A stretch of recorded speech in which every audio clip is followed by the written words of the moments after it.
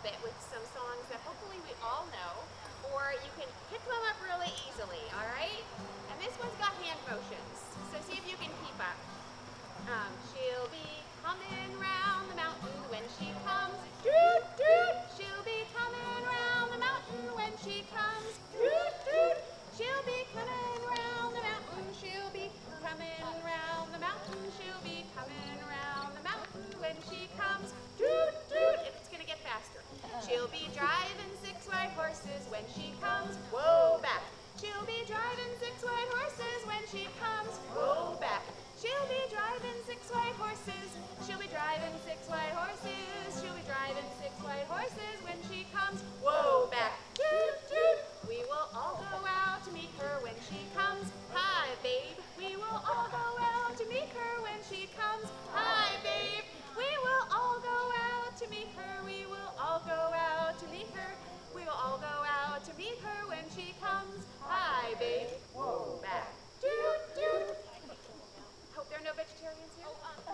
We will kill the old red rooster when she comes. Ha, ha. We will kill the old red rooster when she comes. Ha, ha. We will kill the old red rooster. We will kill the old red rooster.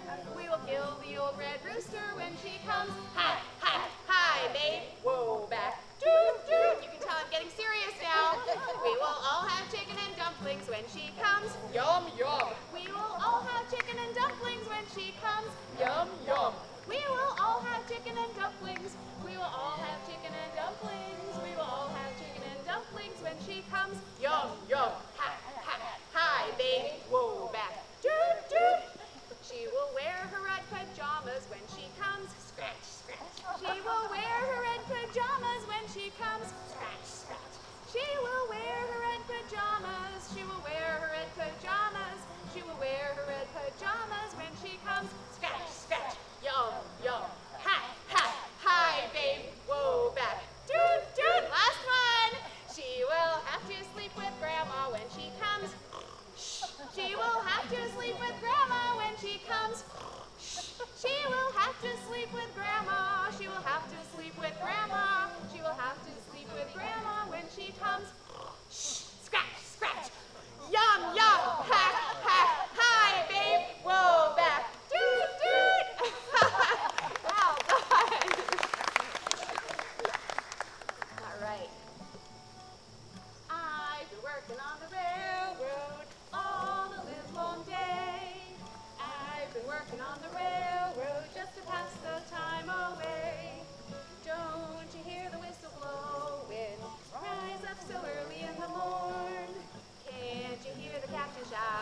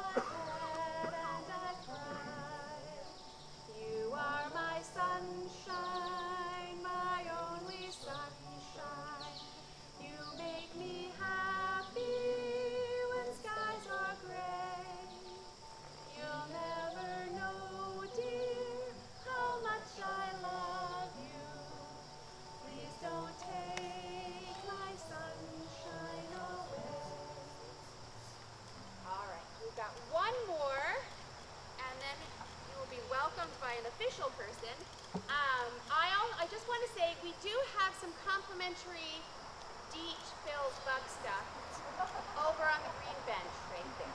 So feel free to get up and get yourself some bug stuff if it gets unbearable for you. All right? Not that that happens. It doesn't happen. Absolutely not. Buffalo gals, won't you come out tonight? Won't you come out tonight? Won't you come out tonight? Buffalo gals, won't you come out tonight and dance by the light of the moon? I was walking down the street, down the street, down the street. A pretty little girl I chanced to meet, and we danced by the light of the moon. Buffalo gals, won't you come out tonight? Won't you come out tonight? Won't you come out tonight? Buffalo gals, won't you come out tonight and dance by the light of the moon? All right. Thank you all for playing along with us, and enjoy your evening. And you will be welcomed now. Hello, everyone, and good evening. Welcome to River Company's production of A Midsummer Night's Dream. I'm Thalia Eddy. I'm the director of the show. I first want to thank Kate Pinkham and the Edgecombe Community Church for hosting us in this beautiful location. Yes, Kate has been so welcoming and generous, and we're so grateful. We'd also like to thank all the businesses in our season program that you got with you for their support, especially Star Jewelry, Rising Tide Market, and Yamaskata Hardware. And we'd like to thank all the friends and family who have supported all of our actors and crew. And thank you to you guys for being here tonight. The River Company is supported by our generous members. $15 for an individual and $25 for a family will help keep your community theater running. You can talk to our ticket salesperson after the show if you're interested in becoming a member. The show will run for about 90 minutes and there's no intermission, so get your bug stuff now if you need it. Yeah. River Company acknowledges that our land and our theater company works on indigenous land that belongs to the Penobscot tribe and the Wabanaki Confederacy. The native peoples of Maine were forcibly removed from their land and are still suffering the repercussions as we continue to benefit from their stolen land. We respect and support the work that indigenous people do to protect, heal, and celebrate their land and communities. This is a very quick rehearsal process, so you might see some cue cards during the show, but it doesn't take away from any of the theater magic. And for the last time, bug spray is available over there if you need it. Now please take a moment to silence all your phones. Turn them right off. And enjoy the show.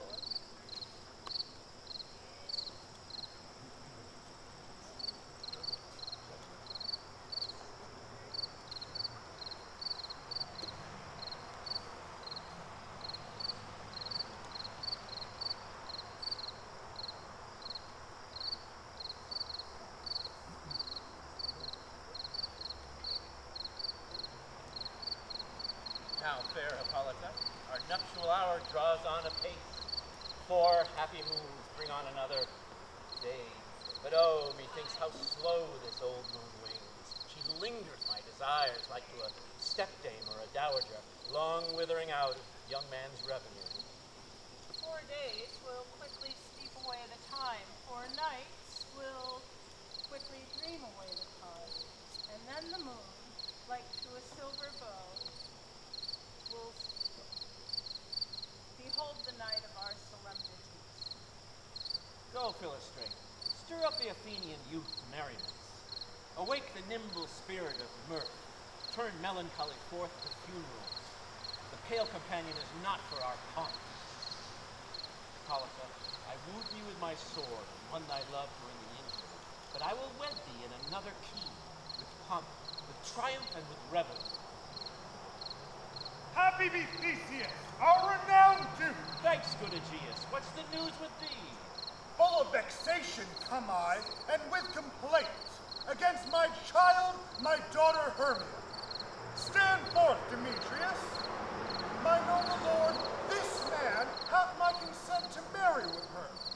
Stand forth, Lysander. And, my gracious Duke, this man hath bewitched the bosom of my child. Thou, Lysander, thou hast given her rise. Thou hast, by moonlight at her window sun, turned her obedience which is due to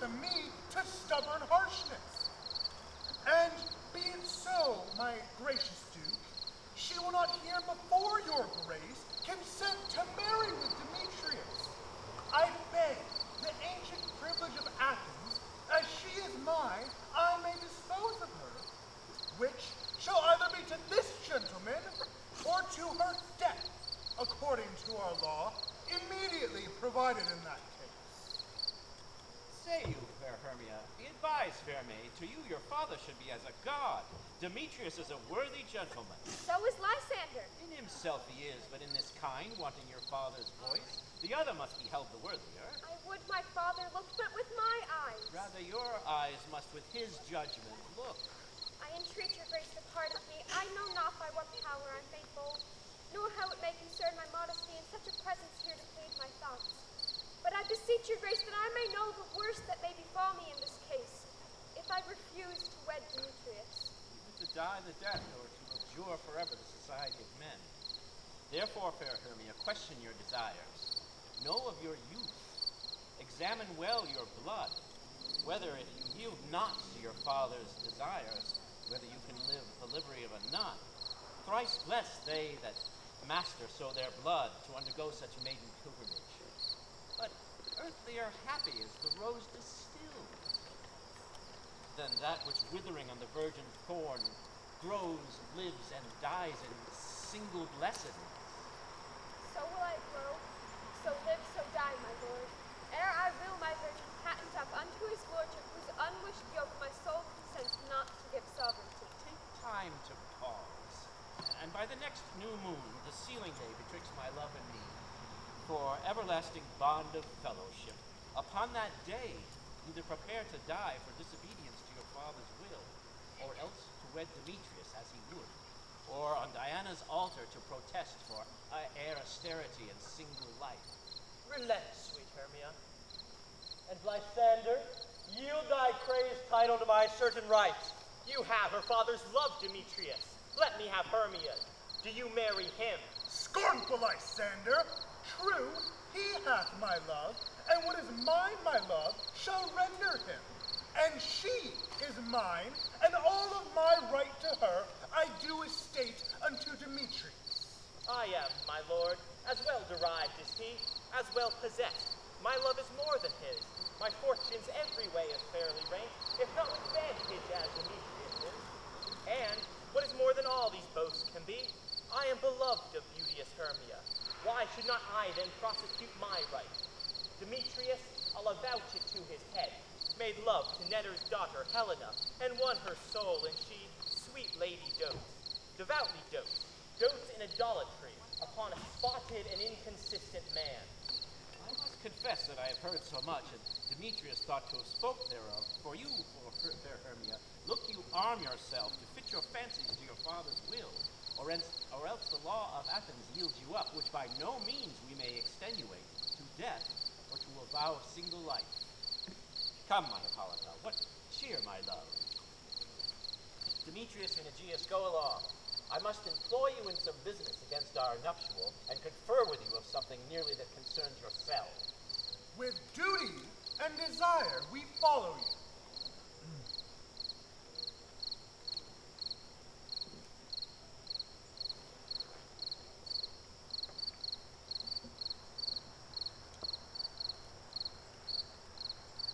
How now, my love? Why is your cheek so pale? How chance the roses there do fade so fast?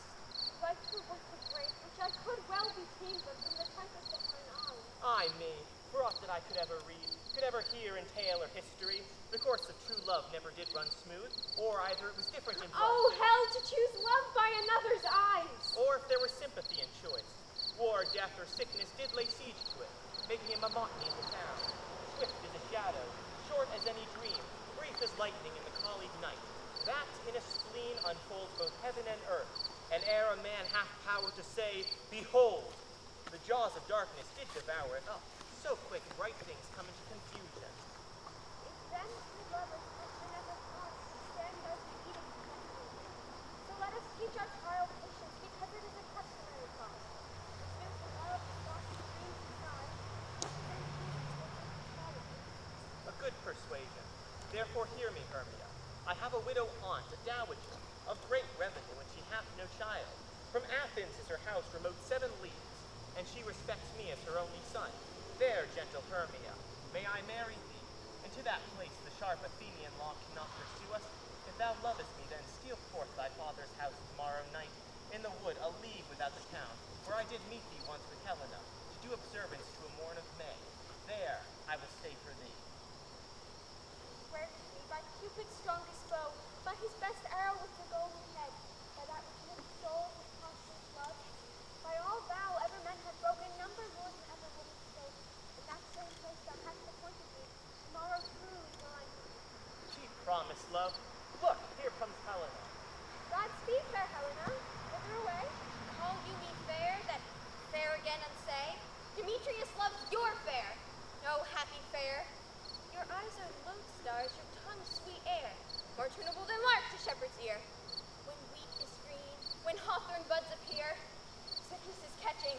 Oh, were favor so, yours would I catch for Hermia ere I go. My ear should catch your voice, my eye your eye, my tongue should catch your tongue's sweet melody. Were the world mine, Demetrius being baited, the rest I give to you translated. Oh, teach me how you look, and with what art you sway the motion of Demetrius' heart. I give him curses, yet he gives me love. Oh, that my prayers could such affection move.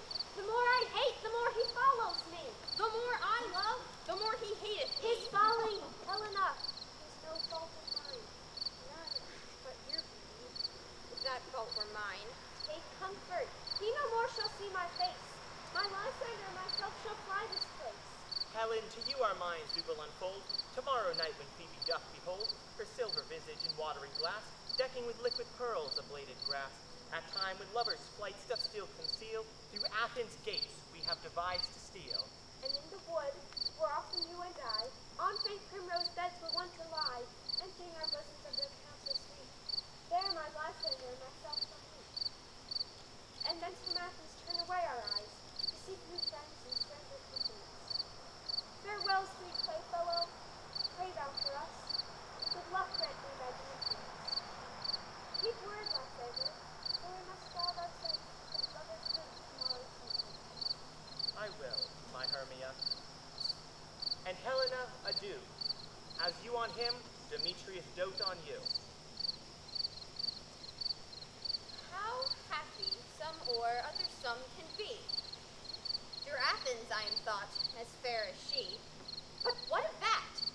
Demetrius thinks not so. He will not know what all that he do know.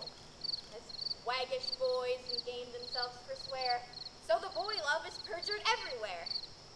For ere Demetrius looked on Hermia's eye, he hailed down oaths that he was only mine. And when this hail some heat from Hermia felt, so he dissolved, and showers of oaths did melt. I will go tell him of fair Hermia's flight, and then to the wood will he tomorrow night pursue her. And for this intelligence, if I have thanks, it is a dear expense, but herein need I, to enrich my pain, to have his sight thither and back again. Is all our company here? You were best to call them generally, man by man, according to the script. Here's the scroll of every man's name, which is thought fit through all Athens to play in our interlude before the Duke and the Duchess at his wedding day at night. First, good Peter Quince, say what the play treats to. Then read the names of your players, and so grow to a point. Mary, our play is the most lamentable comedy and most cruel death of Tyrannus and Thisbe. A very good play, I assure you, and a merry. Now, good Peter Quince, call your actors by the scroll. Masters, spread yourselves. Answer as I call you, Nick Bottom the Weaver. Ready! Name what part I am for, and proceed. You, Nick Bottom, are set down for Pyramus, What is Pyramus? A lover or a tyrant? a lover that kills himself most gallant for love. That will take some tears in true performing of it. If I do it, let the audience look to their eyes. I will move storms. I will condole in so measure. to the rest, yet my true humor is for a tyrant. I can play Ercles rarely, or a part to tear a cat in, to make all split. The raging rocks and shivering shocks shall break the locks of prison gates, and Phoebus' car shall shine from far, and make and mar the foolish fates. This was lofty. Now, name the rest of the players. Francis Flute, the bellows mender. Here, Peter Quince. Flute, you must take this one. What is this, a wandering knight? It is the lady that Pyramus must love. Nay, Faith, let me not play a woman. I have a beer coming in. That's all one. You shall play it in a mask, and you may speak in small bits. And I may hide my face. Let me play Thisbe too. I'll speak in a monstrous little voice. Thisbe, Pyramus, lover dear, thy lady dear, and Thisbe dear. No. You must play Pyramus, and Flute, you Thisbe. Well, proceed. Robin Starveling, the tailor. Here, Peter Quince. Starveling, you must play Thisbe's mother. Snub the joiner, the alligator's part. And I hope you're the plaything. You have the alligator's part written to sway you if it is given to you. So I'm slow study. You may do it extempore, for it is nothing but roaring. Let me play the alligator too. I will roar that I will do any man's heart good to hear me. I will roar that will make the Duke say, let him roar again! Let him roar again! You would do it too terribly. You would fright the Duchess and her ladies that they would shriek, and that were enough to hang us all. That would hang us, every mother's son. I grant you, friend, if you were to fright the ladies out of their wits, they would have no discretion but to hang us. But I will aggravate my voice, so I will roar as gently as any sucking dove. I will roar you and twar any nightingale. Rah! Rah! You can play no part but Pyramus. For Pyramus is a sweet-faced man, a proper man, such as one would see in a summer's day, a most lovely, gentlemanlike man. Therefore, you must play Pyramus. Well, I will undertake it. Master, your parts are here. I request you and desire you to contemplate tomorrow night and meet me in the palace wood, a mile without the town, by moonlight. There will we rehearse. For if we meet in the city, we will be dogged with company and all our devices known. In the meantime, I will draw up a bill of properties, such as our play wants. I pray you, fail me not. There we will meet, and we may rehearse most obscenely and courageously. Take pains, be perfect, adieu! At the Duke's Oak we meet.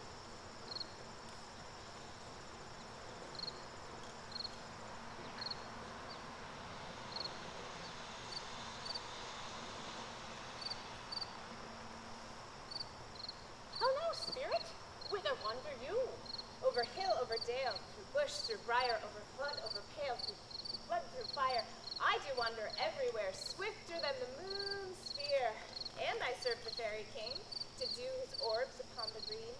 The cowslips tall his pensioners be.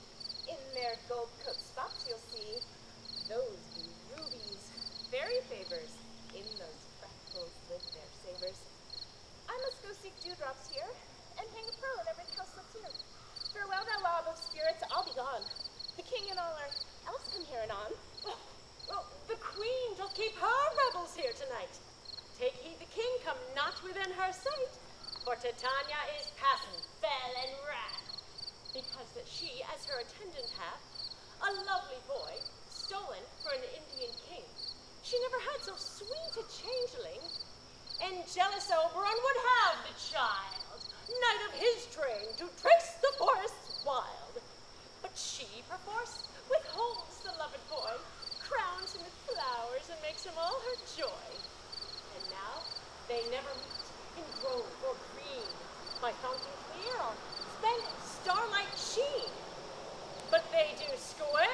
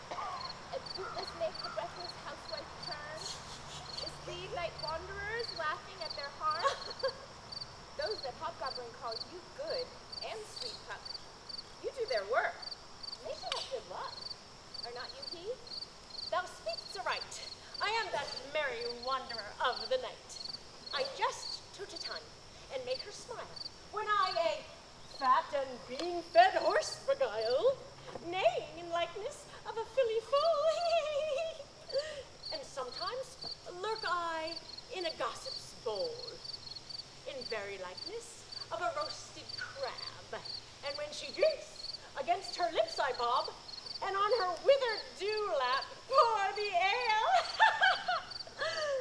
The wisest aunt, telling the saddest tale, sometimes for a 3-foot stool mistaketh me. Then I slip from her bum. Down toppled she.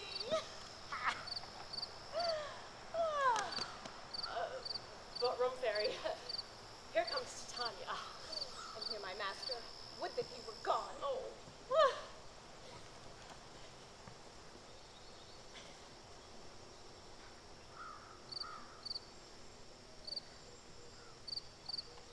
You met by moonlight, proud Titania. What? Jealous Oberon? Fairy, skip hence. I have forsworn his bed and company. Tarry, rash wanton, am not I thy lord? And I must be thy lady. But I know when thou, stolen away from fairyland, and in the shape of Corin, sat all day, playing on pipes of horn and versing love to amorous Philina. Why art thou here? But forsooth, the bouncing Amazon, your buck-skinned mistress and warrior love, and you have to Theseus must be wedded, and you have come to give their bed joy and prosperity. How can thou thus for shame, Titania, glance at my credit with Hippolyta, knowing I know thy love to Theseus? Didst thou not lead him through the glimmering night from Pergenia, whom he ravished? These are the forgeries of jealousy. And never since the middle summer spring met we on hill, in dale, forest or mead, by paved fountain or rushy brook, or in the beached margins of the sea, to dance our ringlets to the whispering wind. But with thy brawls thou hast disturbed our sport. Therefore, the winds, piping to us in vain, as in revenge, have sucked up all from the sea contagious fogs, which falling in the land, have every pelting river made so proud that they have overborne their continents. The fold stands empty in the drowned field, and the crows are fatted with the Murian flock. No night is now with him or carol blessed. Therefore the moon, the governess of floods, pale in her anger, washes all the air that rheumatic diseases do abound.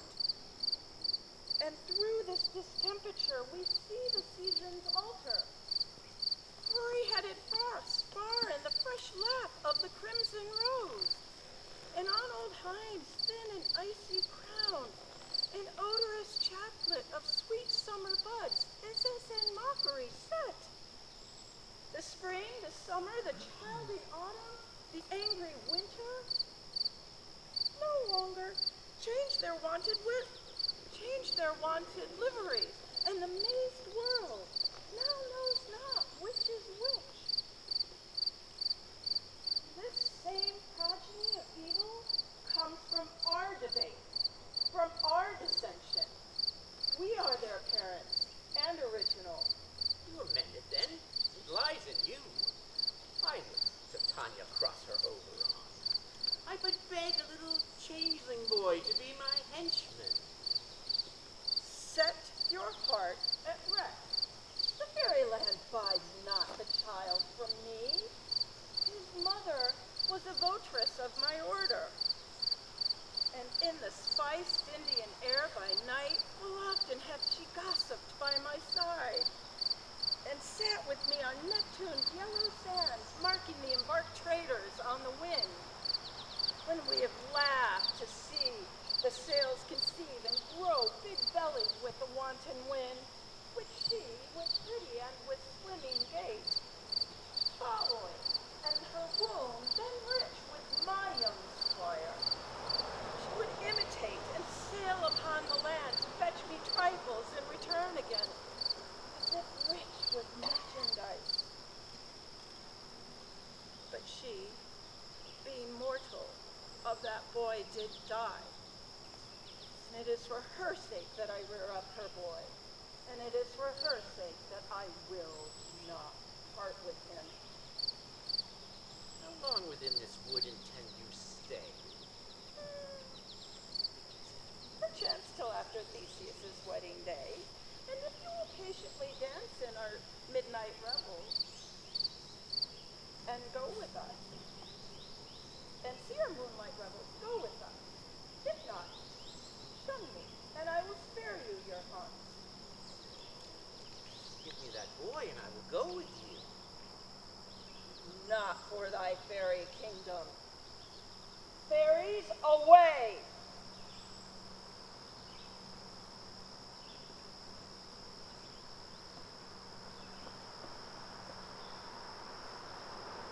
My gentle, come hither.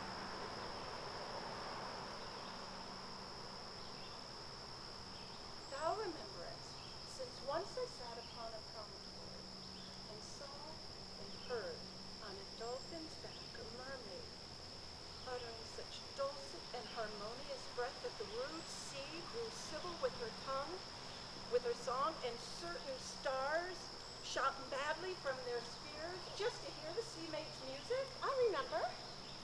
That very time I saw, but thou didst not, flying between the cold moon and the earth, Cupid all armed.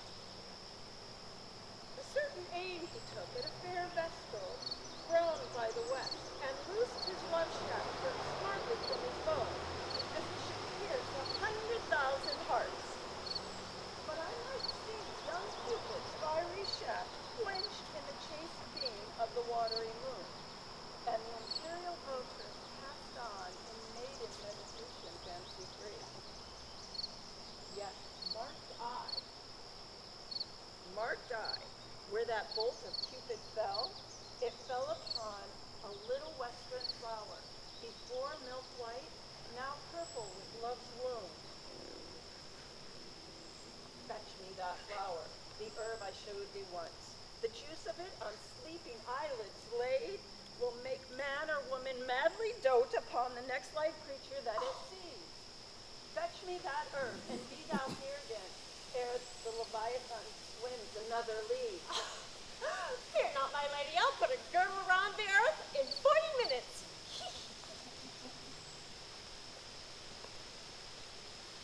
Having once this juice, I'll watch Oberon when he is asleep, and drop the liquor of it in his eyes. The next thing, then he waking looks it upon, be it on lion, bear, wolf, or bull, a meddling monkey or busy ape, he shall pursue it with the soul of love. And ere I take this charm from off his sight, as I can with another herb, I'll render up my page to me. But who comes here? I am invisible, and I will overhear their company. I love thee not, therefore pursue me not. Where's Lysander, fair Hermia? The one I'll slay, the other slayeth me. Hence get thee gone and follow me no more. You draw me, you hard-hearted adamant, but yet you draw not iron, for my heart is true as steel. Leave you your power to draw, and I shall have no power left to follow you. Do I entice you? Do I speak you fair? Or rather, do I not, in plainest truth, tell you, I do not nor I cannot love you? Even for that do I love you the more. I and your spaniel, and Demetrius, the more you beat me, I will fawn on you.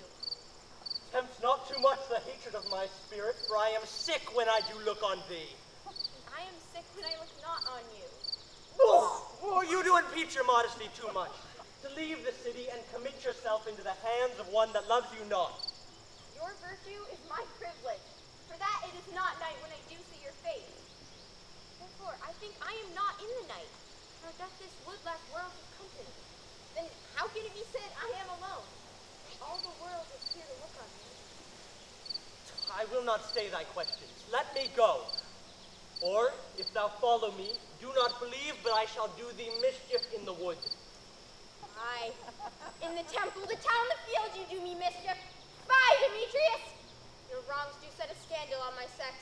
We cannot fight for love, as men may do. We should be wooed, and we're not made to woo.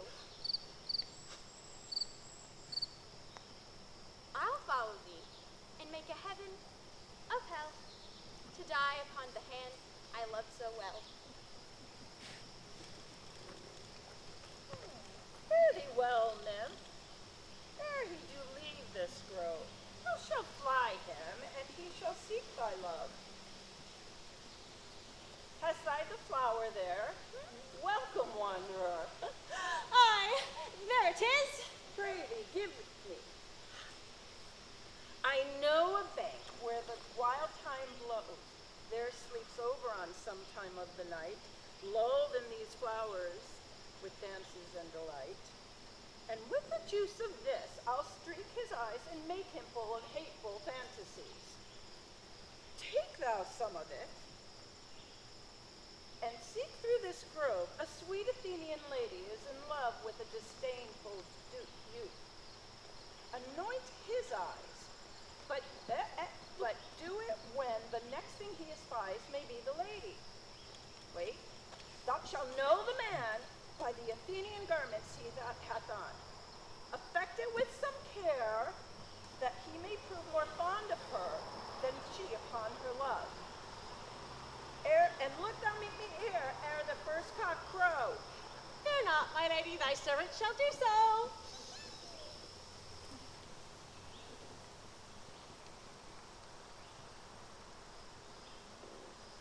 A rondel and a fairy song. Sing me now asleep, and then to your offices and let me rest. You straw-hatted snake with the hobble tongue, thorny hedgehog be not seen. Mute and blind will do no harm. Come not near my fair king. Billow man with melody, sing in my sweet lullaby. La la la la la la. La la la la la la. Never harm, nor spell, nor harm. Come, my lordly king, come nigh. This is your lullaby. La la la la la. La la la la la. All is well. Hence away.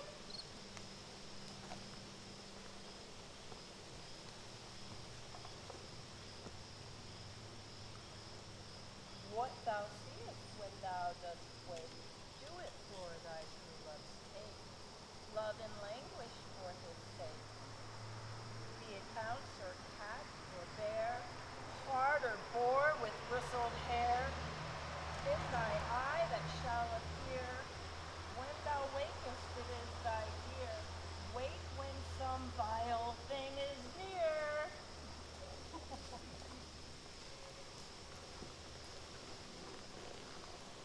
Fair love, you faint with wandering in the wood, and to speak troth, I have forgot our way.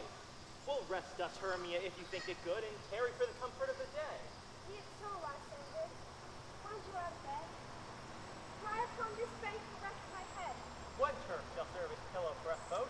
One hearth, one bed, two bosoms, and one throat.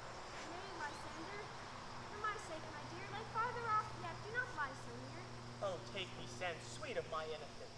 For love takes the meaning of love to comprehend. I mean that my heart unto yours is knit, so that but one heart we can make of it. Two bosoms interchained with an oath. So then two bosoms and a single throat. By your side no bedroom to deny. For lying so, Hermia, I do not lie. Lay farther off yet, in human modesty. Such a separation as may well be said, becomes a virtuous maid in a vacuum. So far be distant, and good night, sweet friend. Thy love's near altar to thou sleep thy head. Amen, amen, to that fair prayer say I. And in life, when I end loyalty, here is my bed. Sleep give thee all his rest. And half that wish his eyes depress.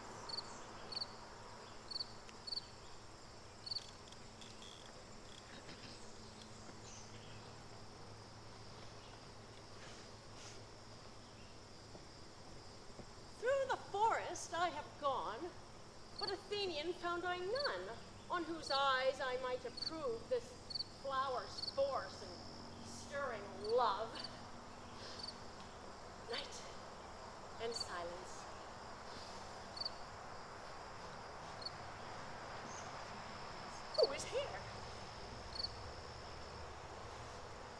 streets of Athens he doth wear. This is he, my mistress said, despiseth the Athenian maid. And here the maiden, sleeping sound, on the dank and dirty ground. Pretty soul, she durst not lie near this lack love, this kill courtesy.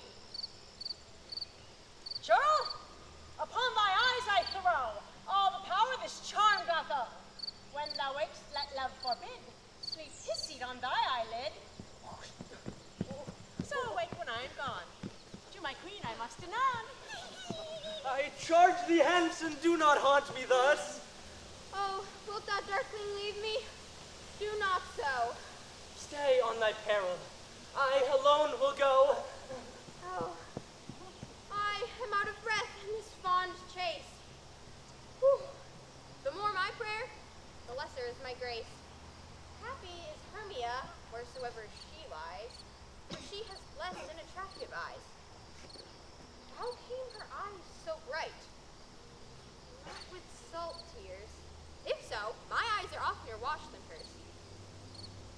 What wicked and dissembling glass of mine made me compare with Hermia's very eye? But who is here? Lysander? On the ground? Dead or asleep? Lysander, if you live, good sir, awake!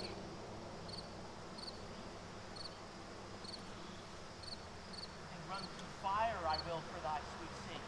Transparent Helena, nature shows art, and through thy bosom makes me see thy heart. Where is Demetrius? Oh, how fit a word is that vile name to perish on my sword. Do not say so, Lysander, say not so. But though he loved your Hermia, Lord, what though? But Hermia still loves you, then be content. Content with Hermia? No, I do repent the tedious moments with her have I spent. Not Hermia, but Helena I love, who would not trade a raven for a dove, and will of man by his reason swayed, and reason says you are the worthier maid. Wherefore was I to this keen mockery born, when at your hands did I deserve this scorn? It's not enough, young man, that I did never, no, nor never can, deserve a sweet look from Demetrius's eye. But you must flout my insufficiency to fare you well. Perforce, I must confess, I thought you, Lord, of a more true gentleness. Oh, that a lady of one man refuse should of another therefore be accused. Deceive not Hermia. Hermia, sleepest thou there, and never mayst thou come Lysander near. So thou, of my surfeit and my heresy, should all be hated, but of most by me. And, with all my powers, take your loving might to honor Helen and to be her knight.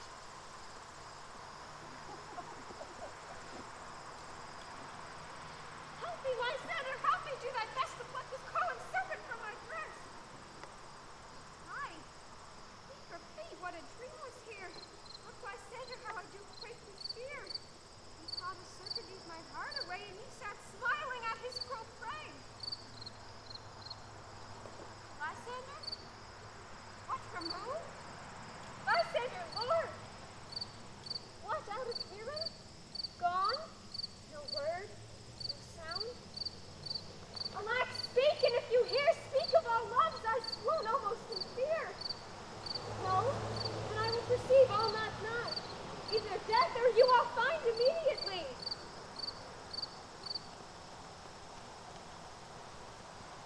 Are we all met? Pass, but here's a marvelous convenient place for our rehearsal. This green spot shall be our stage, this hawthorn break our tiring house, and we will do it in action as we will do it before the Duke. Peter quits. Oh, what sayest thou, bully bottom? There are things in this comedy of Pyramus and Thisbe that will never please. First, Pyramus must draw a sword to kill himself, which the ladies cannot abide. How answer you that? I believe we must leave the killing out when all is done. Not a whit. I have a solution to make all well. Write me a prologue, and let the prologue seem to say we will do no harm with our swords, and that Pyramus is not killed indeed. And for the more better assurance, tell them that I, Pyramus, am not Pyramus, but Bottom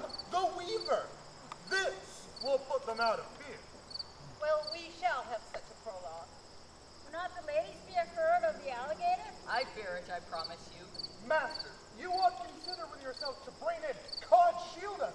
An alligator among ladies is a most dreadful thing, for there is not a more fearful wild fowl than your gator living, and we must look to it.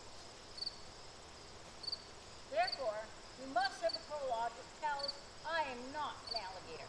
Nay, you must name his name, and half his face must be seen through the gator's neck, and he must speak through, saying thus, or to the same defect, ladies, or fair ladies, I would wish you, or I would request you, or I would entreat you, not to fear, not to tremble, my life for yours. Well? If you think I come hither as a gator, it were a pity of my life. No, I am no such thing. I am a man as other men are. And there indeed, let him name his name and tell them plainly he is snug the joiner. Well, it shall be so. But there are two hard things. We must bring moonlight into the chamber, for, you know, Pyramus and Thisbe did meet by moonlight. Will the moon shine the night we play our play? A calendar, a calendar. Find out moonshine, find out moonshine. Yes, it does shine that night. Why, then you may leave a casement of the great chamber where we perform open, and the moon may shine in at the casement. Aye. Or else, a man must come in with a bush of thorns and a lanthorn and say he comes to present moonshine. For Pyramus and Thisbe did meet by moonshine. And another thing, we have to have a wall in the great chamber. For the story says Pyramus and Thisbe did talk through a chink in the wall. We can never bring a wall in. What say you, Bottom? Well, some man or other must present wall, and let him have some plaster or some loam or some rough cast about him that signifies wall, and he may hold his fingers thus, and through that cranny shall Pyramus and Thisbe whisper. If that may be, then all is well. Come, sit down, every mother's son, and rehearse your parts. Pyramus, you begin. And when you have spoken your speech, enter into that break, and so everyone according to his cue. Pyramus, begin. Thisbe. What hempen homespuns have we swaggering here, so near the cradle of the fairy king? What? A play, Toward? I'll be an auditor. An actor too, perhaps, if I see cause. Begin. Thisbe, thy odious flowers savor sweet, and odors savor sweet, and so hath thy breath, my dearest Thisbe dear. But hark, a voice! Stay thou here but a while, and by to thee I will appear. A stranger Pyramus that e'er played here.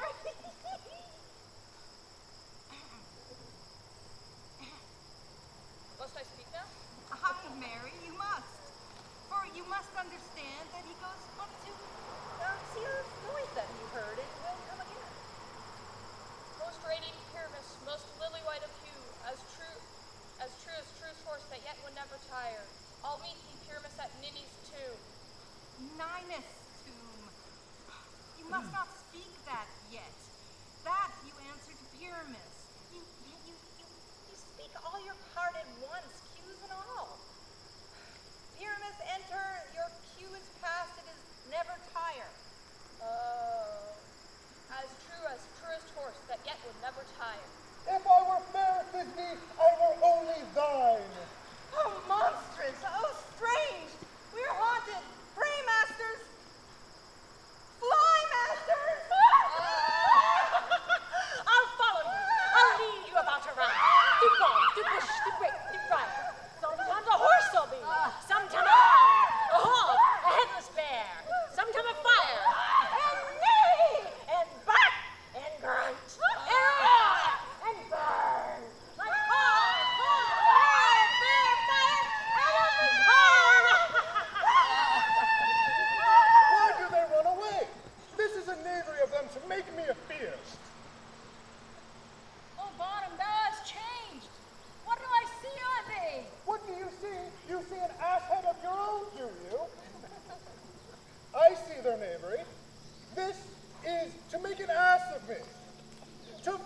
me if they could, but I will not stir from this place. Do what they can. I will walk up and down here, and I will sing that they shall hear I am not afraid. You are my sunshine, my only sunshine. You make me happy when skies are gray. What angel wakes me from my flowery bed? You'll never know, dear, how much I love you. Oh, please don't take my sunshine away. I pray thee, gentle mortal, sing again. Mine ear is much enamored of thy note, and so too mine eye is enthralled to thy shape. And thy fair, virtuous force perforce doth move me on first sight to say, swear I love thee. Methinks, master, you should have little reason for that. Yet, to say the truth, love and reason keep little company together nowadays. The more the pity that some honest neighbors will not make them friends. Thou art as wise as thou art beautiful. Not so neither, but if I had enough wit to get out of this wood, I have enough to serve my own turn. Out of this wood do not desire to go. Thou shalt stay here with me, whether thou wilt or no. I am a spirit of no common rate. The summer still doth tend upon my state, and I do love you, so stay with me. I'll bring you fairies to wait on you, and they will bring you jewels from the deep, and sleep while thou on pressed flowers doth sleep. And I will purge thy mortal grossness, so that thou shalt like an airy spirit go. Be kind and courteous to this gentleman. Feed him with apricots and dewberries, purple grapes, green figs, and mulberries. The honey bags steal from the humble bee, and pluck the wings from painted butterflies, to fan the moonbeams from his sleeping eyes. Here, mortal. Come wait upon him, lead him to my bower. The moon, methinks, looks with a watery eye, and when she weeps every little flower, lamenting some enforced chastity. Tie up my love's tongue, bring him silently.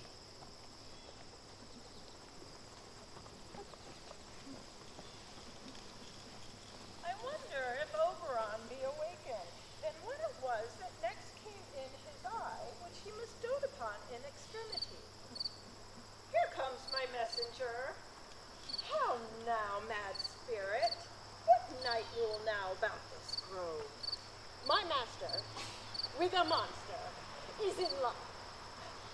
Near to his chosen, consecrated vow, while he was in his dull and sleeping hour, a crew of patches, rude mechanicals that worked for bread upon Athenian stalls, were met together to rehearse a play intended for great Theseus's nuptial day.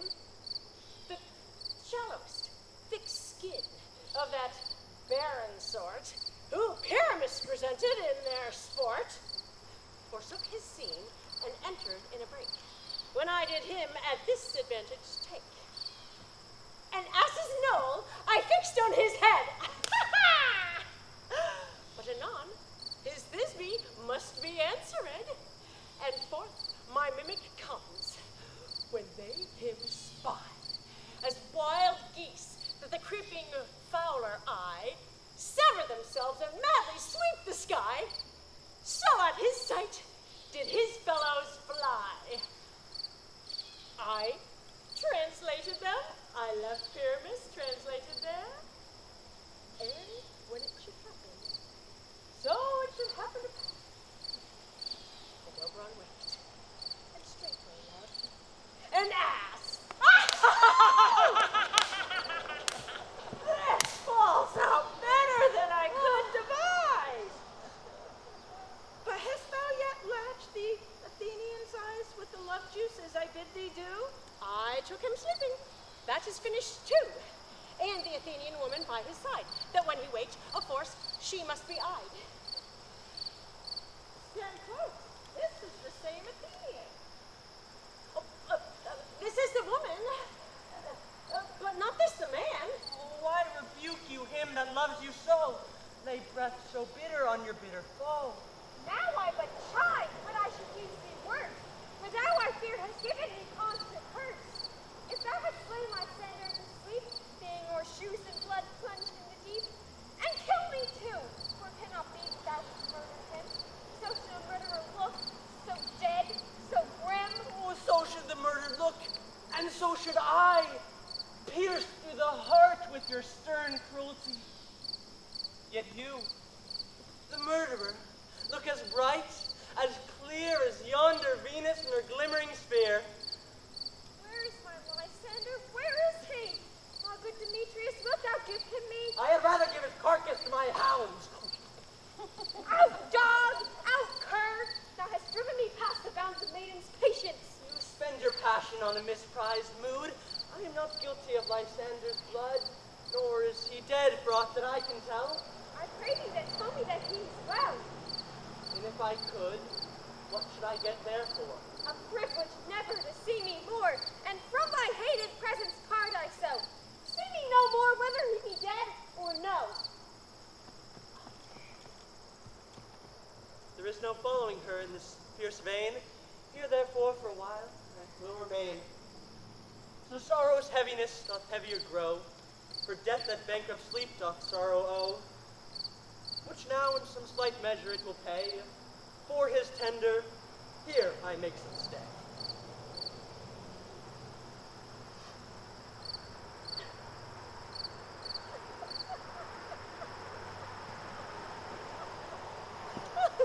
What hast thou done?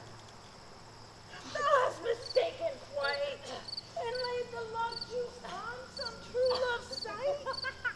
Of thy misrisen must perforce ensue some true love turned, and not a false turn true. Above the wood goes swifter than the wind, and Helena of Athens looked out fine. Oh, fancy sick she is, and pale of cheer, with sighs of love that cost the fresh blood dear. By some illusion see thou bring them here. I'll charm his eye against she do appear. I go, look how I go.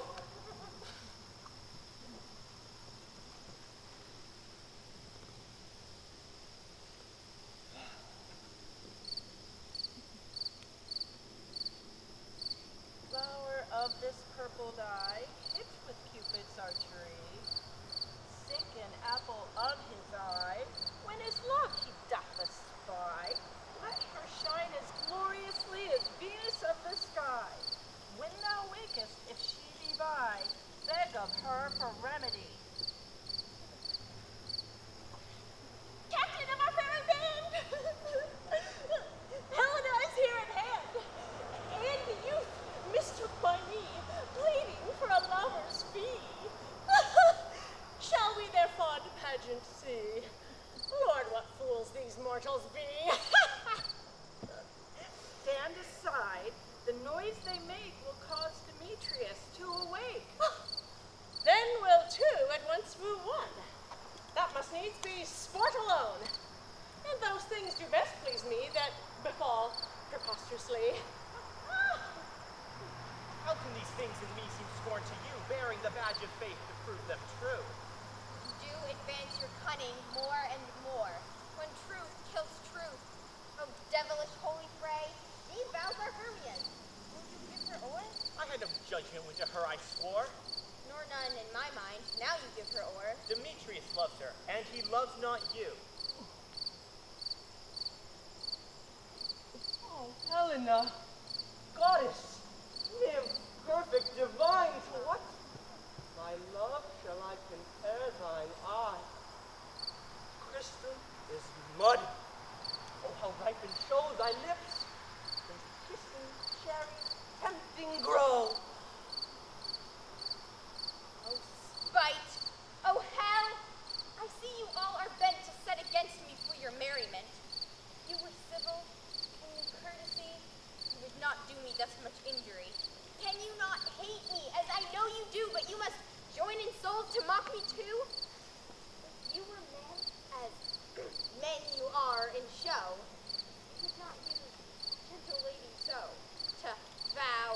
declare and super praise my part. When I am sure you hate me with your hearts. You are unkind. Demetrius, be not so. For you love Hermia. This you know I know. And here, with all good will and all my heart, in Hermia's love, I yield you up my part. Lysander, keep thy Hermia, I will none. If ere I loved her, all that love is gone. Helen, it is not so. Disparage not the faith thou dost not know, lest to thou peril thou abide it dear. Look, where thy love comes, yonder is thy dear. Thou art not by mine eye, Lysander, found my dear. I think it brought me to thy sound. But why unkindly didst thou leave me so? Why should he stay whom love doth press to go? What love could press Lysander from my side? Lysander's love that would not let him bide. Fair Helena, who more engilds the night than all you fiery O's and eyes of light. Why seekest thou me? Could not this make thee know the hate I bear for thee has made me leave thee so? You speak not as you think it cannot be. Whoa, she is one of this confederacy.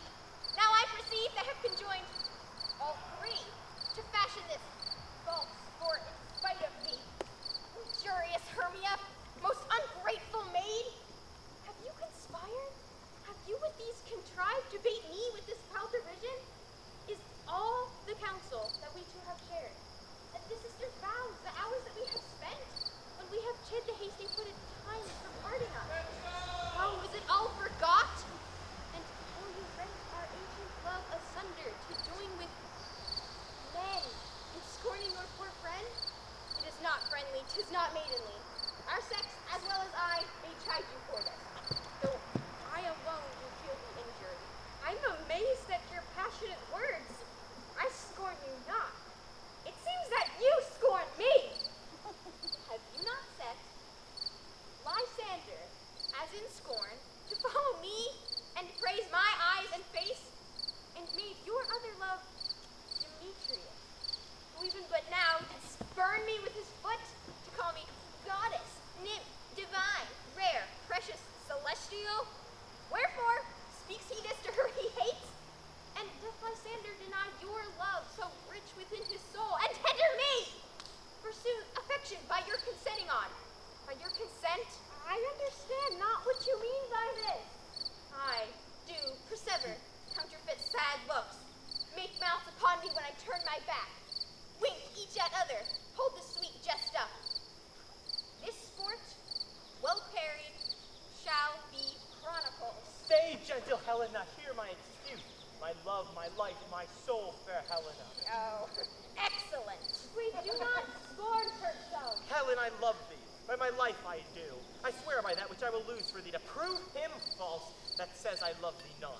I say I love thee more than he can do. If thou say so, withdraw and prove it too. Oh, quick, come, Hang off, thou cat, thou burr, vile thing. Let loose or I will shake thee from me like a serpent. Why do you grow so rude? What changes this sweet love? I would I had your bond, for I perceive a weak bond holds you. I'll not trust your word. What? Should I hurt her, strike her, kill her dead? Although I hate her, I'll not harm her so. What greater harm could you do me than hate? Hate me, wherefore oh me? What news is this sweet love? Am I not Hermia? Are you not Lysander? Aye, by my life, and never did desire to see thee more. So therefore be out of hope of question of doubt. Be certain nothing truer, 'tis no jest, that I do hate thee, and love Helen. Oh me, you juggler, you canker blossom, you thief of love! What, have you come by night and stolen my love's heart from him? Fine fate. Have you no modesty? No maiden shame? No touch of bashfulness? What, will you tear impatient answers from my gentle tongue? Fie, fie, you counterfeit! You puppet! You! How so? I that way the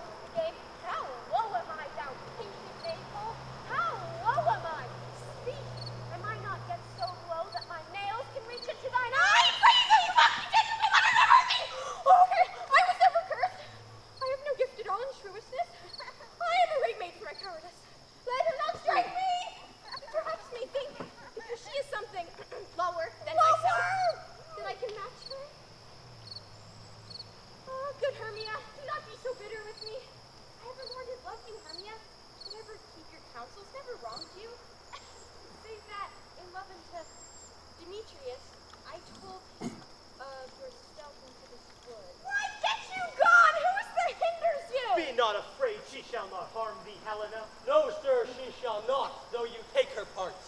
Oh, when she is angry, she is keen and shrewd. She was a vixen when she went to school, and though she be but little, she is... Little! Nothing but low and little! Why do you suffer her to flout me thus? Let me come to her! Now she holds me not. Now follow, if thou darest to try whose right of thine or mine is most in Helena. Follow? Nay, I'll go with thee cheek by jowl.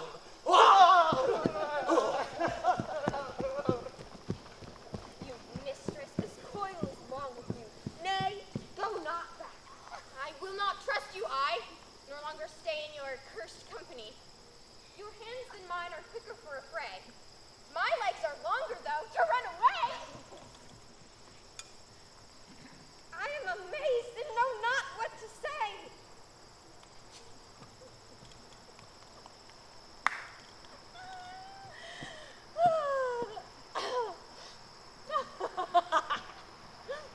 This is thy negligence. Unless you commit these knaveries willfully. Believe me, Queen of Shadows, I mistook. Did not you tell me I should know the man by the Athenian garment he had on? And so far, blameless proves my enterprise, that I have anointed an Athenian's eyes. And so far, am I glad it so did sort. As this their jangling I esteem sport. Ha ha!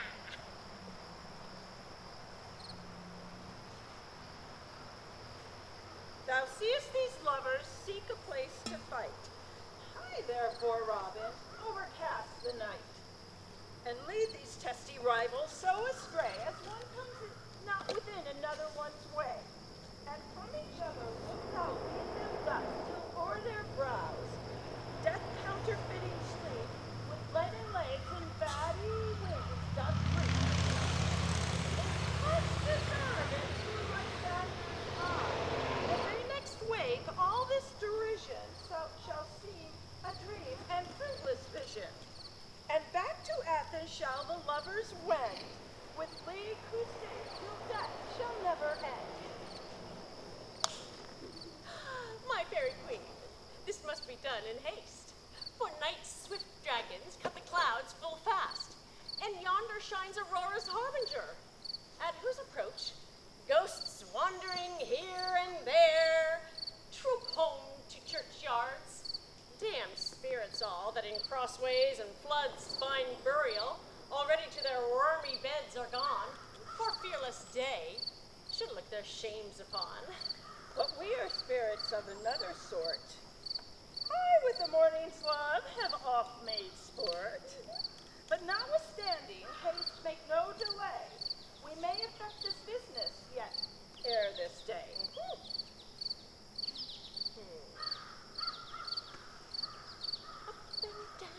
Up and down, I will lead them up and down. I am feared in field and town. Goblin, lead them up and down. Here comes one.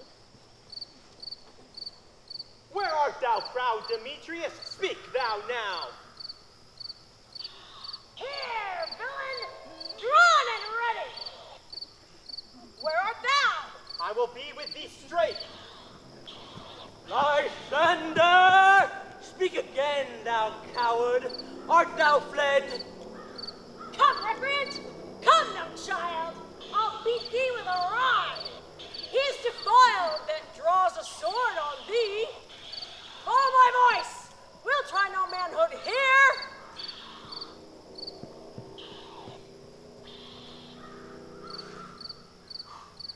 The villain is much lighter heeled than I. I followed fast, but faster did he fly. And fallen have I on dark, uneven way. Here will rest me. Oh, come thou, gentle day, for if thou but show me thy gray light, I will find Demetrius and revenge this spite.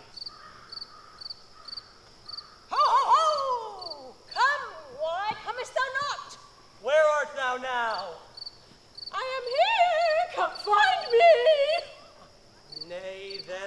mockest me, thou shalt buy this dear if ever I thy face by daylight see. Now go thy way. Faintness constraineth me to measure out my length on this cold bed. My day's approach look to be visited.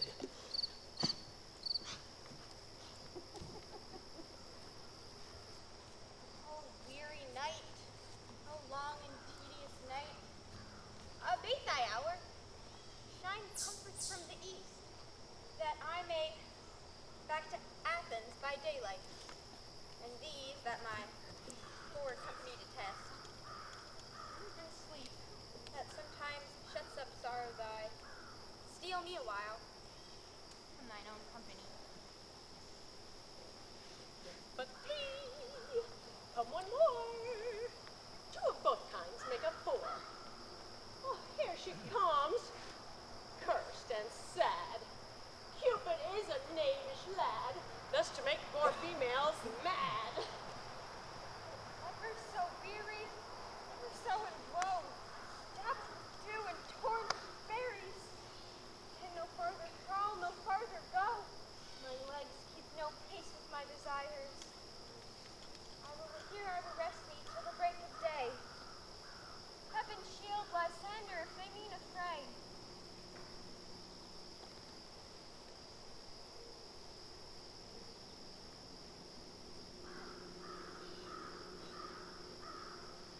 On the ground, sleep sound. I'll apply to your eye, gentle lover, remedy. When thou wakest, thou takest true delight in the sight of thy former lady's eye. And the country proverb known that every man should take his own, in your waking shall be shown. Jack shall have Jill, naught shall go ill. The man shall have his mare again, and all shall be well.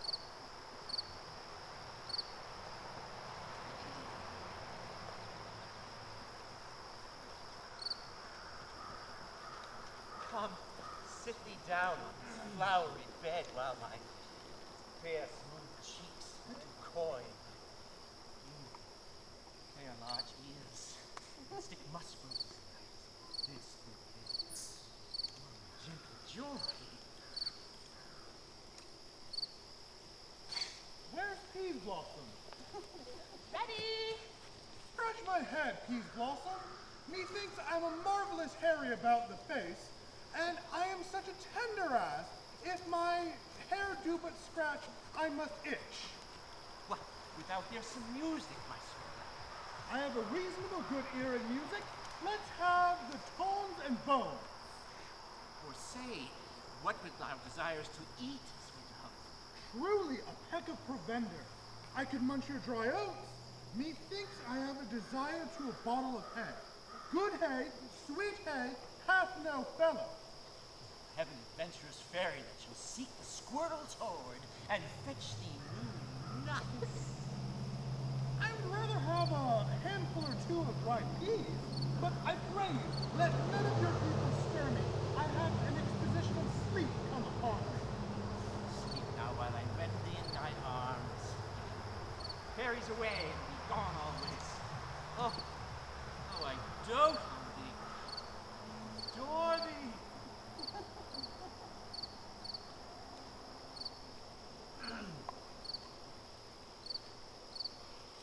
I know my Robin was to meet me here. Oh, Puck, where are you, dear?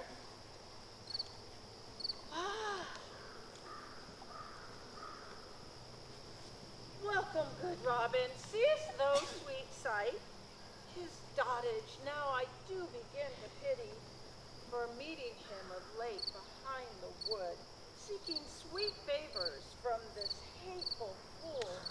I did upbraid him and fall out with him, when I had at my pleasure taunted him, and he hath faced me in mild terms my patience, and now I have the boy. I will undo this hateful imperfection of his eyes, and gentle Puck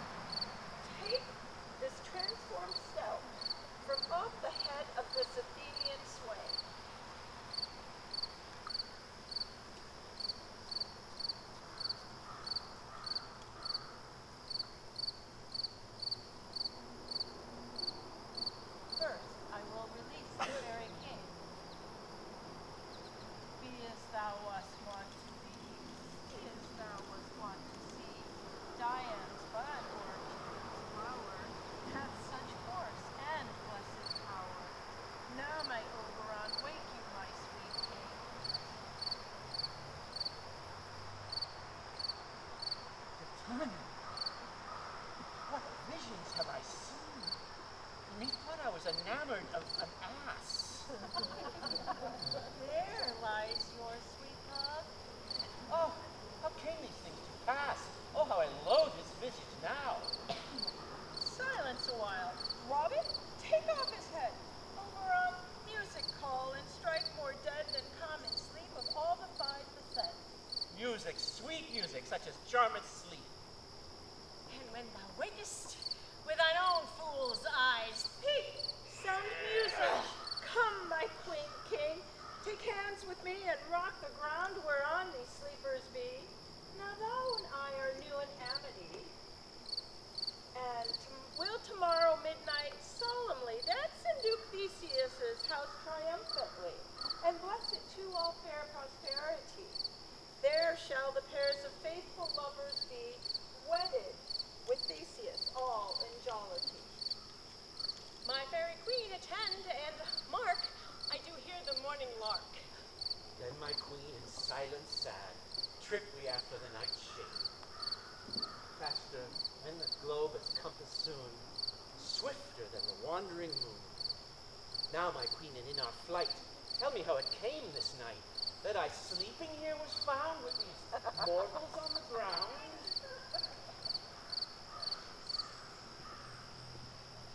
You are my sunshine, my only sunshine. You make me happy when skies are gray. You'll never know, dear, how much I love you. Please don't take my sunshine away.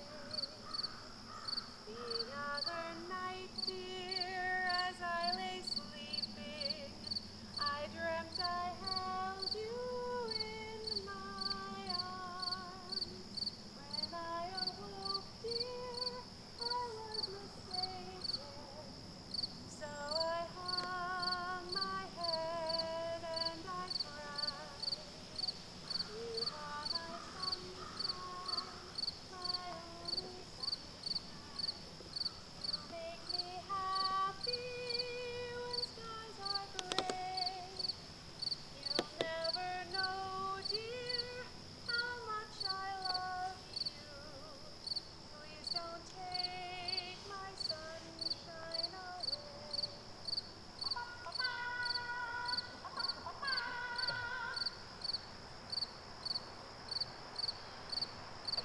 Go, one of you, find out the forester. For now our observation is performed, and since we have the labored of the day, my love shall hear the music of my hounds. Dispatch the western valley, let them go. Dispatch, I say, and find the forester. We will, fair queen, to the mountains, and hear the musical confusion of hounds and echo in conjunction.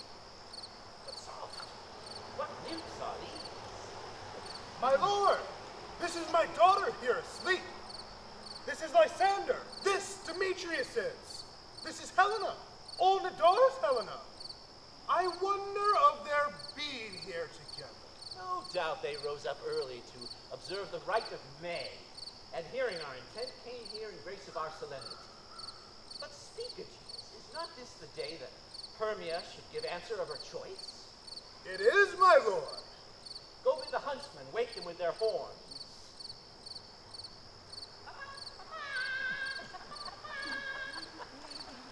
Good morrow, friends. St. Valentine's is past. Begin these wood birds, but to couple now. Pardon, my lord. I pray you all, stand up. I know you two are mortal enemies. How comes this gentle concord in the world, that hatred is so far from jealousy, to sleep by hate and fear no enmity? I will reply amazedly, my lord, half sleep, half waking. But as of yet, I swear I cannot truly say how I came here, but as I think for so truly would I speak, and I do bethink me so it is, I came with Hermia hither. Our intent was to be gone of Athens, where we might, without the peril of Athenian law. Enough! Enough! You have enough, my lord! I beg the law upon his head! My lord, fair Helen told me of their and I in fury hither followed them. Fair Helena in fancy following me. But, my good lord, I wot not by what power, but by some power it was, my love to Hermia, melted as the snow, seems to me now as the remembrance of an idol god, which in my childhood I did dote upon. And all the faith, the virtue of my heart, the object and pleasure of mine eye, was only Helena. To her, my lord, was I betrothed ere I saw Hermia. But, like in sickness, did I loathe this food. But, as in health, come to my natural taste, now I do wish it, love it, long for it, and would forevermore be true to it. Fair lovers, thou art fortunately met. More of this discourse we will hear anon. Aegeus, I will forbade your will. For in the temple, by and by, with us, these couples shall eternally be knit. And as the morning is somewhat worn, our proposed hunting shall be set aside. Away with us to Athens. 3 and 3 will hold a feast in great solemnity. Come, Hippolyta. Are you sure that we're awake? It seems to me that yet we sleep, we dream. Do not you think the Duke was here and bid us follow him? Nay, and my father, and Hippolyta. And he did but us follow to the temple. Why, then we are awake. Let us follow him, and by the way, let us recount our dreams.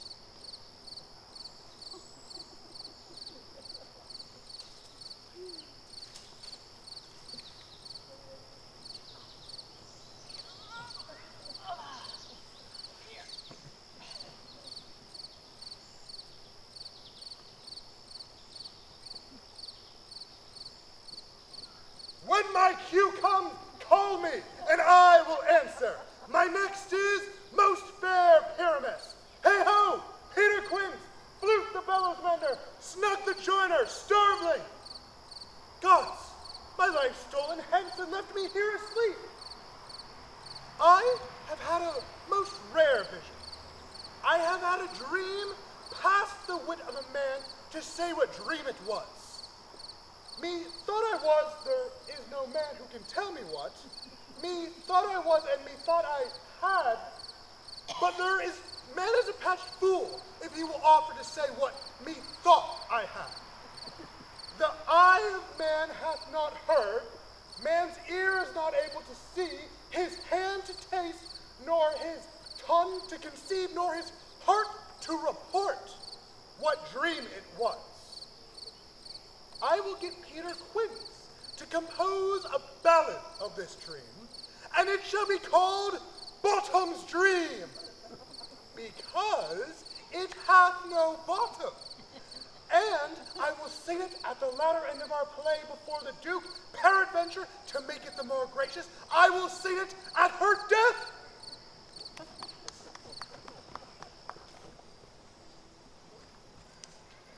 Have you sent to Bottom's house? Has he come home yet? He cannot be heard of. Out of doubt he is transported. If he comes not forward, then the play is marred. It goes not forward, doth it? Oh, it is not possible. There is not a man in all Athens able to discharge Pyramus but he. No, he hath simply the best wit of any handcraft man in Athens. Masters, the Duke is coming from the temple, and there are 2 or 3 lords and ladies, more merry. If we had been, us 4 to gone forward, we would have been made men. Oh, sweet holy Bottom, thus he hath lost 6 pence a day, and he could not have escaped 6 pence a day, and the Duke would not have paid him 6 pence a day for playing Pyramus. I'll be hanged, he would have deserved it. 6 pence a day in Pyramus or nothing. Where are these lads? Where are these harpies?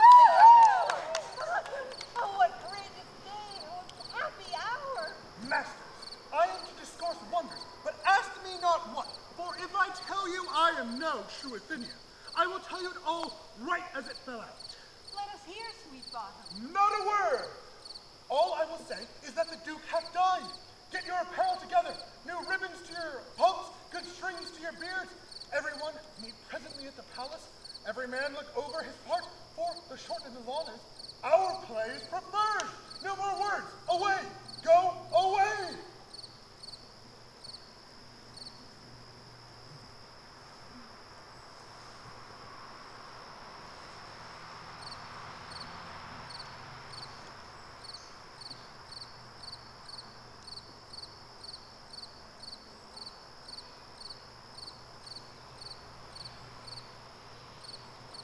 More strange than this. Tis strange, my dears. What speak of? These antique fables nor these fairy toys. Lovers and madmen have such seething brains, such shaping fantasies that apprehend more than cool reason comprehends. Such tricks have strong imagination, that if it would but apprehend some joy, it comprehended some bringer of that joy.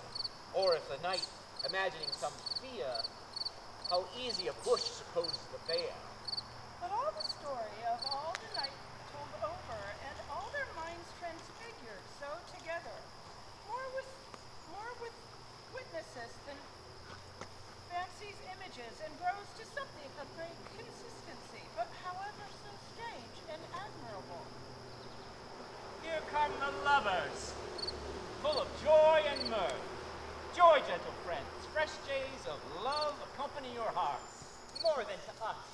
Waken your royal walks, your board, your bed. Say, what abridgment have you this evening? What mask? What music?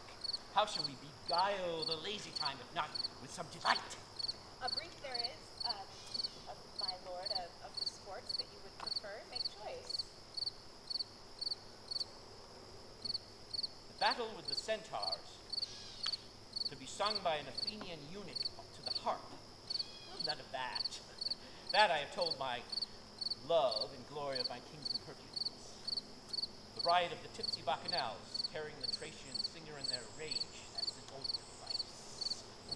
And it was played when I from Thebes came last a conqueror. The thrice three muses, mourning for the death of learning, late deceased in beggary. That is some satire, keen and critical, not sorting with a nuptial ceremony. A tedious brief scene of young Pyramus and his love Thisbe. Very tragical mirth. Merry and tragical, tedious and brief. That is hot ice and some wondrous strange snow. How shall we find concord in this discord? A play there is, my lord, some 10 words long, which is as brief as I have known a play. But by 10 words, my lord, it is too long. What are they that do play it? Some hard-handed men that work in Athens here, which never labored in their mines till now. We will hear it. No, no, my noble lord, it is not for you. I have heard it over, and it is nothing in this world. Unless you can find sport in their intents, extremely stretched and conned, with cruel pain, to do you service. I will hear that play. For never anything can be amiss when simpleness and duty render it. Go, bring them in, and take your places, ladies. I love not wretchedness o'ercharged, and duty in his service perished. By gentle sweet, you will see no such thing. He says they can do nothing in this kind. The kind are we to give them thanks for nothing. Our sport shall be take what they mistake, and what poor duty cannot do. Respect takes it in might, not merit. As so please your grace, the prologue is addressed. Let him approach. Prologue. If we offend you, we do it with our goodwill. If you should think we come not to offend, but with our goodwill, to show our simple skill, that is the true beginning of our end. Consider then we come but in despite. We come not as meaning to contest you. Our true intent is all for your delight. We are not here. If you should here repent you, the actors are at hand, and by their show you will know all that you are like to know. This fellow did not stand upon points. He hath writ his prologue like a rough colt. He knows not to stop. A good moral, my lord, is not enough to speak, but to speak true. Indeed, he hath played on his prologue like a child on a recorder, a sound but not in government. His speech was like a tangled chain. Nothing impaired, but all discorded. Who is next?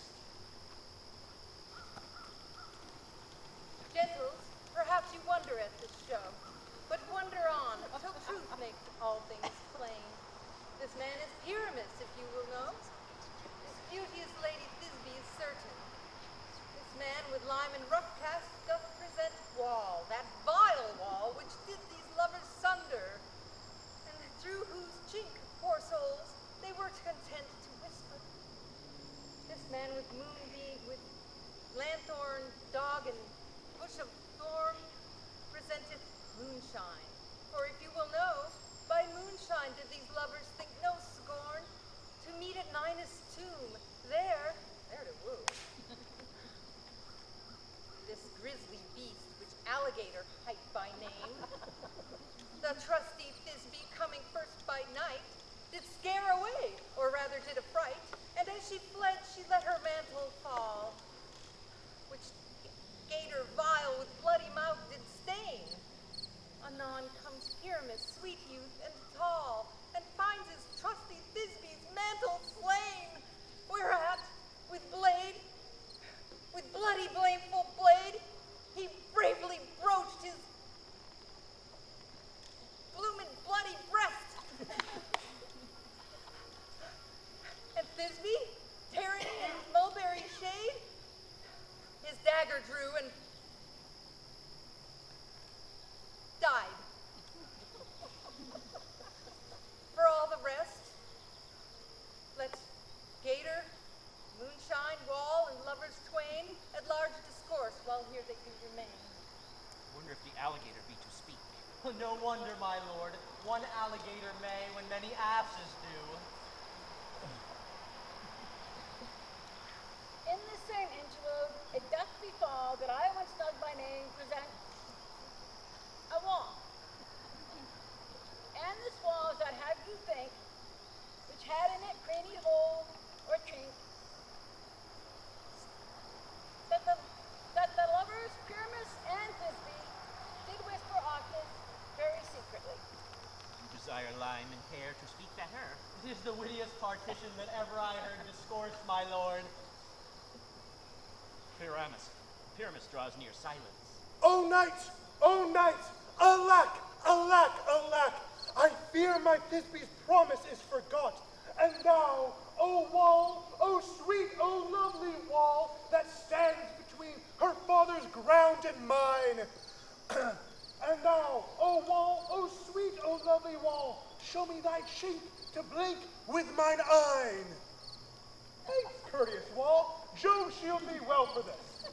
But what see I? No Thisbe do I see? O wicked wall, through whom I see no bliss, cursed be thy stone for thus deceiving me. The wall, being sensible, methinks, should curse again.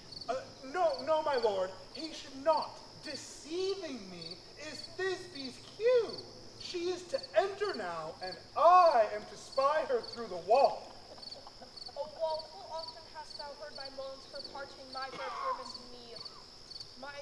My lips have often kissed thy stones with lime and hair made up to thee. I see a voice. Now will I to the wall, to spy, and I can hear my Thisbe's face. Thisbe! My love thou art, my love, I think. Oh, kiss me through the hole of this vile wall. I kiss the wall's hole, not your lips at all. Wilt thou at Ninny's tomb meet me straightway? Tide light, tide death, I come without delay.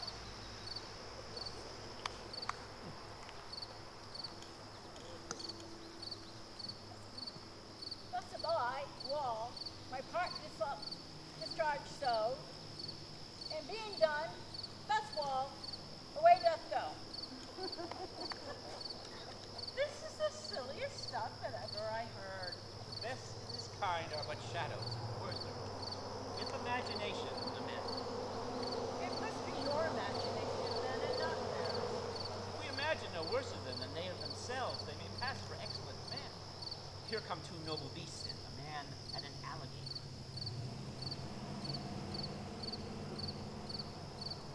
You, ladies, you, whose gentle hearts do fear, the smallest monstrous mouse that creeps on floor, may now perchance both quake and tremble here, when lion's rage, alligator, wildest rage, doth roar. Then know that I, when snug the joiner,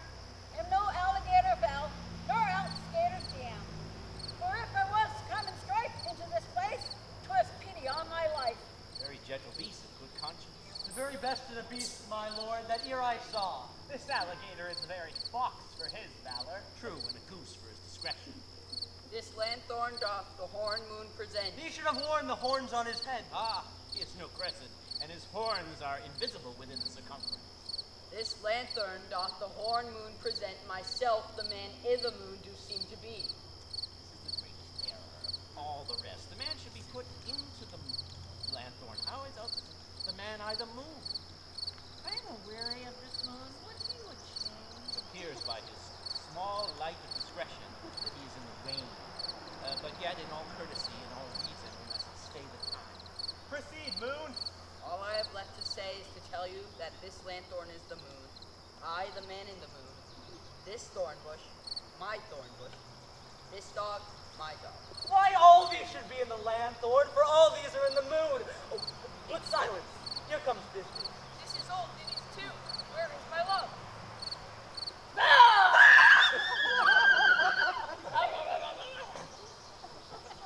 Well roared, alligator. Well run, Bisbee. Well shown, moon. Truly, the moon shines with a good grace. Well, mouse lion. And so, the alligator vanished. And then came Pyramus. Sweet moon, I thank thee for thy sunny beams. I thank thee, moon, for shining now so bright, for by thy gracious golden glittering gleams I trust to take of truest Thisbe sight. But stay, O spite, but mark, poor knight, what dreadful dole is here? Eyes do you see? It cannot be. O dainty duck, O dear, thy mantle good, what stained with blood? Approach ye, Furies fell, O fates, come, come, cut thread and thrum, quail crush, conclude and quell.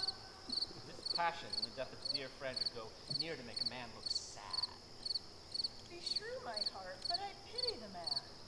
Oh, wherefore nature didst thou gator frame for gator vile? Here hath deflowered my dear, who is no, who was the fairest dame that liked, that looked, that lived, that loved with cheer. Come tears, confound, outsword and wound the pap of Pyramus. I that left pap where the heart doth hop. Thus I die. Thus. Now I am dead. Now I am fled. My soul is in the sky. Tongue, lose thy light. Moon, take thy flight. Now die, die, die, die. No die, but an ace for him, for he is but one. Less than an ace man, for he is dead. He is nothing. With the help of a surgeon, he might yet recover and prove an ass. Perchance moonshine is gone before Thisbe comes back and finds her lover. She will find him by starlight. Here she comes, and her passion ends the play. Methinks she should not use a long one for such a Pyramus. I hope she will be brave. A mote will turn the balance, which Pyramus, which Thisbe is the better. He for a man, God warrant us. She for a woman, God bless us. She hath spied him already with those sweet eyes. And thus she means Berlice. Asleep, my love? What dead, my dove? O Pyrrhus, arise. Speak, speak, but dumb. Come, dead, dead. A tomb must cover thy sweet eyes. These, my lips, this cherry nose, are gone, are gone. Lovers make moan, his eyes were green as leeks. Tongue, not a word. Come, trusty sword, my breast in rude. And farewell, friends. Thus Thisbe ends. Adieu, adieu, adieu. Dies. Moonshine and alligator are left to bury the dead. And Wall too. No, assure you, the wall is down that parted their fathers. Will it please you to see the epilogue or to hear a Bergamas dance between two of our company? No epilogue, I pray you. For your play needs no excuse. Never excuse for when the players are all dead. It needs none to be blamed. Marry, if he that writ it had played Pyramus and hanged himself in Thisbe's garter, well, that would have been a fine tragedy. and so it is truly, and very notably discharged. But come, your Bergamask, let your epilogue alone. Buffalo gals, won't you come out tonight? Won't you come out tonight? Won't you come out tonight? Buffalo gals, won't you come out tonight? Let's dance by the light of the moon.